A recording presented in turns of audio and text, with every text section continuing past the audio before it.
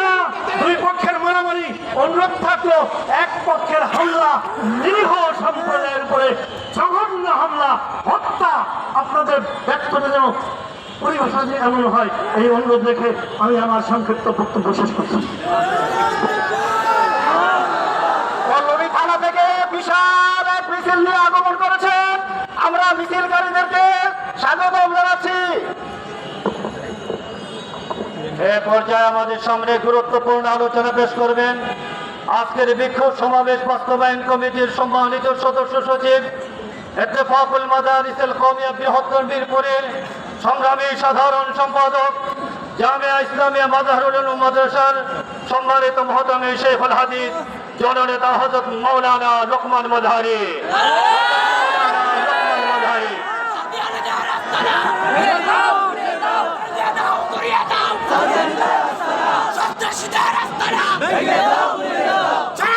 বিসমিল্লাহির রহমানির রহিম। নাহমাদুহু ওয়া নুসাল্লি আলা রাসূলিহিল কারীম, আম্মা বাদ।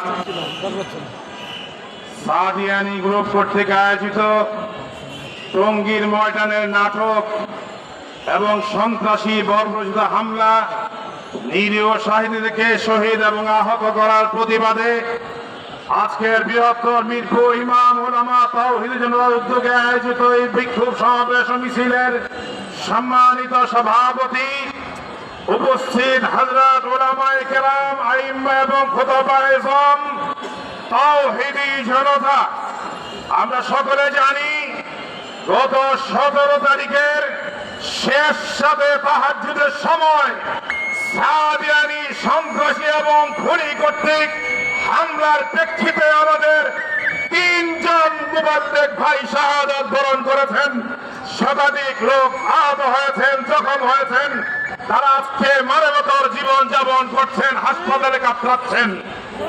আমরা স্পষ্ট ঘোষণা করতে চাই, 2018 সালে ফ্যাসিবাদ আওয়ামী সরকার আমাদের সাথে যেভাবে প্রতারণা করেছে, ঠিক মতো মামলা করতে দেয় নাই, মামলা করা আমলে নেওয়া হয় নাই।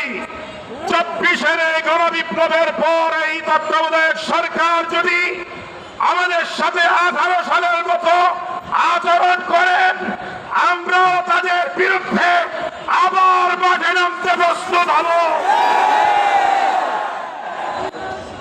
18 সালে গাজীপুরের ডিসি বেলাল কমিশনার, তার ষড়যন্ত্রে আমরা নিপীড়িত হয়েছিলাম, নির্যাতিত হয়েছিলাম। সেম এই বছর আবার এই ডিসেম্বর মাসে গাজীপুরের সেই ডিসি এবং কমিশনার কর্তৃক আবারও সেই প্রতারণা করা হয়েছে। তারা আজকে বিভিন্ন মসজিদে খবর পাঠাইছে উস্কানিমূলক বক্তব্য যেন না হয়। এই পুলিশ বাহিনী আপনাদেরকে জানাই দিতে চাই, আমরা এখনো জুমায় বয়ানে যাই নাই। আপনি উস্কানিমূলক বক্তব্যের জন্য আপনি নোটিশ পাঠাইলেন। টঙ্গীর আশেপাশে যে 1 সপ্তাহ থেকে তারা মহড়া দিতেছে, বিভিন্ন জায়গা থেকে লোক জমা হইতেছে, রাত্রে তারা বাস ভর্তি করে, ট্রাক ভর্তি করে লোক আর অস্ত্র তারা সব সরবরাহ করলো।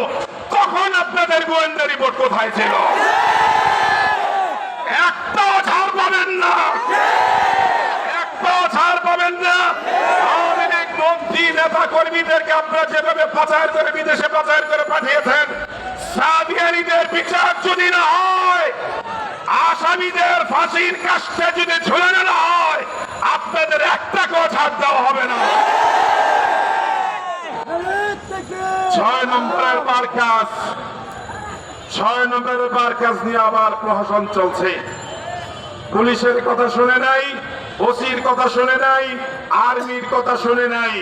স্পষ্ট ঘোষণা দিতে চাই, গুন্ডা, সন্ত্রাসী, গুমরা, বাতিল এই সাদিয়ানির কোন ঠিকানা বাংলাদেশে হবে না, 6 নম্বরে হবে না, মিরপুরে হবে না।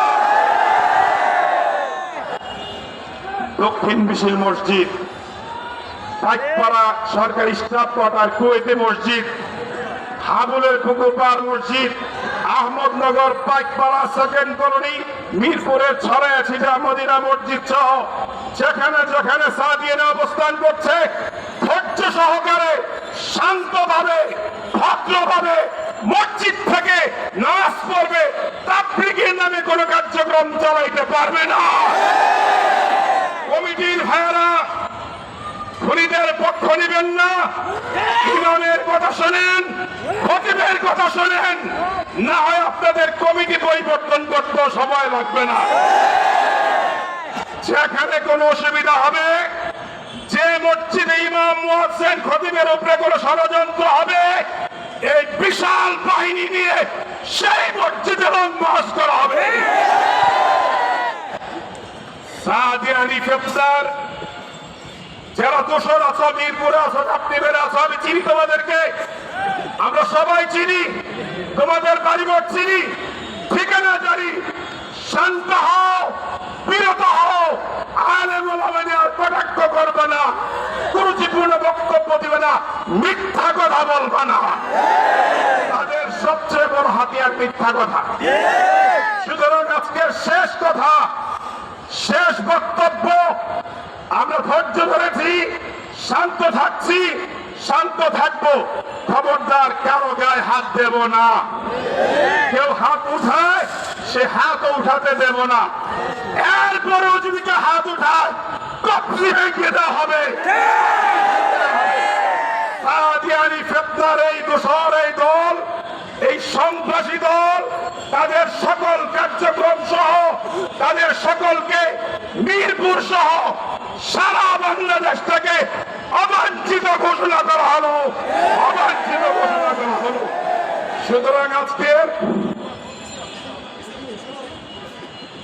আজকের এই কর্মসূচির পরেও আমাদের কর্মসূচি থেমে থাকবে না।